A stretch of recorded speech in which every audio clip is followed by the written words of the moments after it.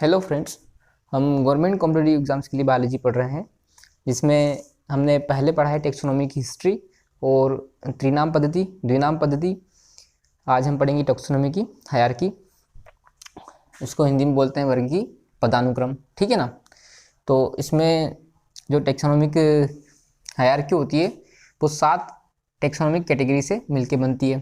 ठीक है, जिसमें सबसे पहला है किंगडम और ये सबसे बड़ी इकाई है। फिर डिवीज़न होता है, फाइलम, फिर क्लासेस होती हैं, फिर ऑर्डर होता है, फैमिली, जीनस और स्पीसीज। किंगडम के अंदर डिवीजन्स और फाइलम होते हैं। डिवीज़न या फाइलम के अंदर क्लासेस होती है, क्लासेस में ऑर्डर होते हैं, ऑर्डर में फैमिलीज होती हैं, फैमिली में जीनस होते हैं और जीनस में कई सारी स्पीसीज या जातियाँ होती हैं। जैसे मैंगो के लिए देखेंगे तो किंगडम हो जाएगा प्लांटी, डिवीज़न हो जाएगा एंजियोस्पर्मी, क्लास हो जाएगी डाइकोटिलिडनी।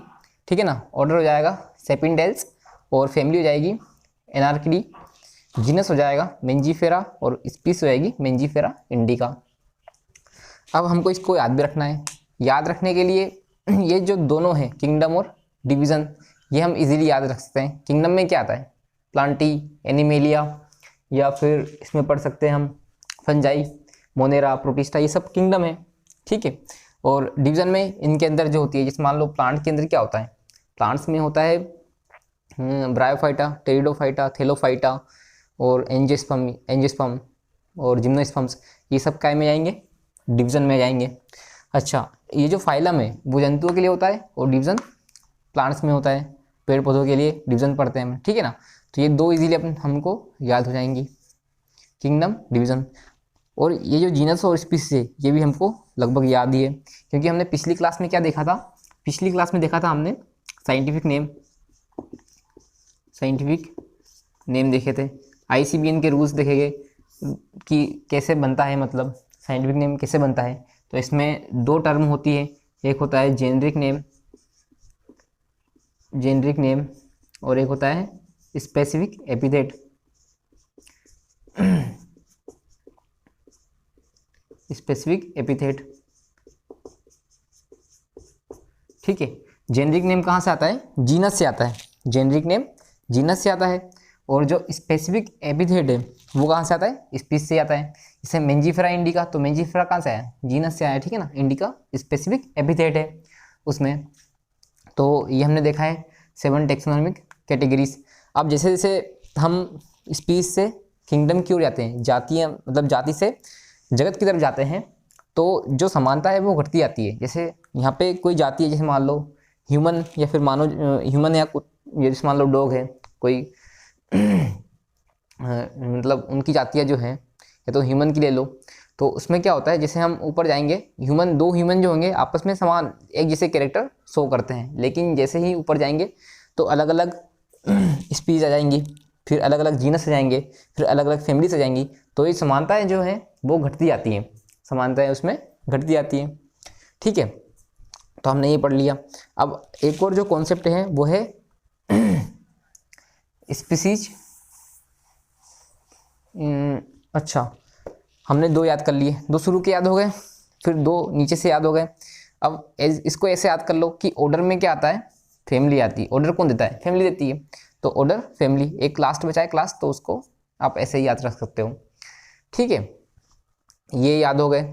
ये इसलिए याद रखना है क्योंकि क्वेश्चन ऐसा बन सकता है कि क्लास किन किन के बीच में आता है, तो डिवीज़न और ऑर्डर के बीच में, तो हमको याद रहना चाहिए किंगडम, डिवीज़न। ठीक है ना। किंगडम के नीचे, जैसे मान लो इसको कैसे याद रखोगे? किंगडम के नीचे क्या आता है? डिवीज़न। ठीक है ना। साइंटिफिक नाम कैसे बनता है? जीनस से, और जीनस के बाद में क्या आता है? जीनस के बाद में स्पीसीज।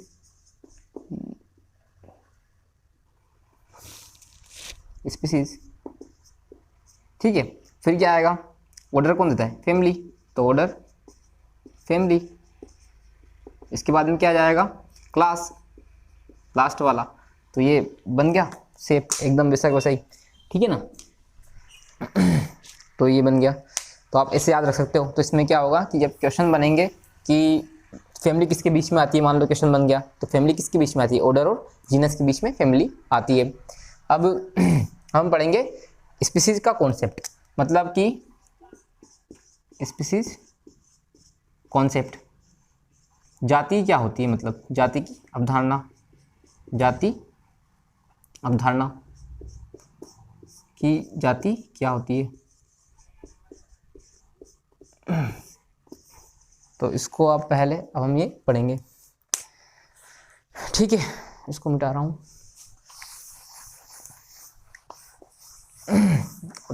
जाति की अवधारणा में हम पढ़ेंगे कि जाति क्या होती है, ठीक है। तो सबसे पहले क्या आया था, जो जाति शब्द है वो दिया था जॉन रे ने। किसने दिया था? जॉन रे, ठीक है। और इन्होंने ही पहली डेफिनेशन दी थी। और पहली डेफिनेशन में इन्होंने क्या बताया था कि आकारिकी के हिसाब से, मतलब मॉर्फोलॉजी, मतलब कि बाहर के जो भी उनकी किसी भी स्पीसीज के कुछ लक्षण देख के, मतलब ठीक है ना, या फिर कुछ लक्षण देख के हम बोलते थे कि ये एक जैसी स्पीसीज, एक जैसी जातियां हैं। लेकिन ये बायोलॉजिकल कॉन्सेप्ट नहीं है, ठीक है, ये बायोलॉजिकल कॉन्सेप्ट नहीं है।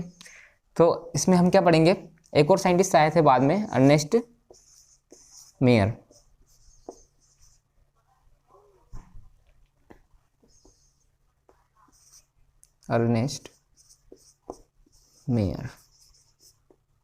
अर्नेस्ट मेयर को हम बोलते हैं, ठीक है, 20वीं सदी का डार्विन। 20वीं सदी का डार्विन, ठीक है, 20वीं सदी का डार्विन इनको कहते हैं। इन्होंने डेफिनेशन जो दी थी जाति की, वो ये कहा था कि जाति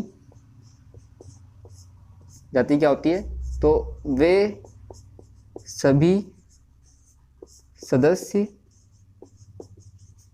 जो आपस में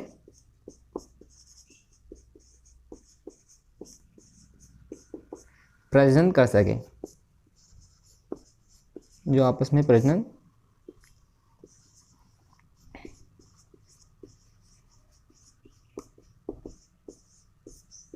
कर सके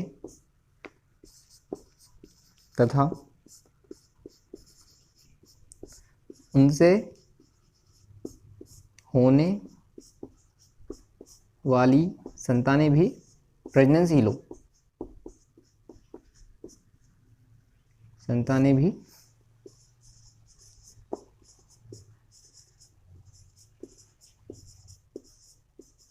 प्रजननशील हो, ठीक है। तो मतलब कोई भी जाति है, उसके मान लो 2 सदस्य हैं, तो एक मेल है एक फीमेल हो गया, ठीक है ना, तो अपोजिट जेंडर्स हो गए। इन्होंने इनसे कोई संतान मतलब कोई संतान बनी, ठीक है ना, जो भी संतान बनी, जैसे मान लो एक्स बना, तो वो एक्स भी है, मतलब क्या कर सके, प्रजनन कर सके आगे, और भी उसका आगे वो उसकी स्पीस को बढ़ा सके, ठीक है ना। तो ऐसे सदस्य को क्या कहते हैं, जाति कहते हैं, जो आपस में प्रजनन कर सके और उनसे होने वाली संतानें भी प्रजननशील हो, ठीक है। तो अर्नेस्ट मेयर को 20वीं सदी का डार्विन भी कहते हैं। अब इसमें इन्होंने क्या गलती कर दी थी कि इसमें जो प्रजनन कहा था उन्होंने, वो लैंगिक रूप से ही कहा था, ठीक है ना, लैंगिक रूप से कहा था। तो लैंगिक रूप से तो ओनली कुछ जो अलैंगिक रूप से करते हैं, जैसे बैक्टीरिया हो गया, तो बैक्टीरिया में अलैंगिक जन्म होता है, तो वो भी तो एक स्पीसीज है ना। तो इसको ये जो डेफिनेशन है, ये क्या है, अपने आप में मतलब कंप्लीट। जैसे इसके कुछ एक्सेप्शन भी है, जैसे मान लो पहला है म्यूल और दूसरा है हिनी। तो जो म्यूल है वो बनता है मेल डोंकी से, ठीक है ना, मेल डोंकी से। और जो इसकी जो हो मतलब जो सेकेंड पार्ट होता है वो होता है फीमेल हॉर्स, ठीक है। हिन्नी बनता है फीमेल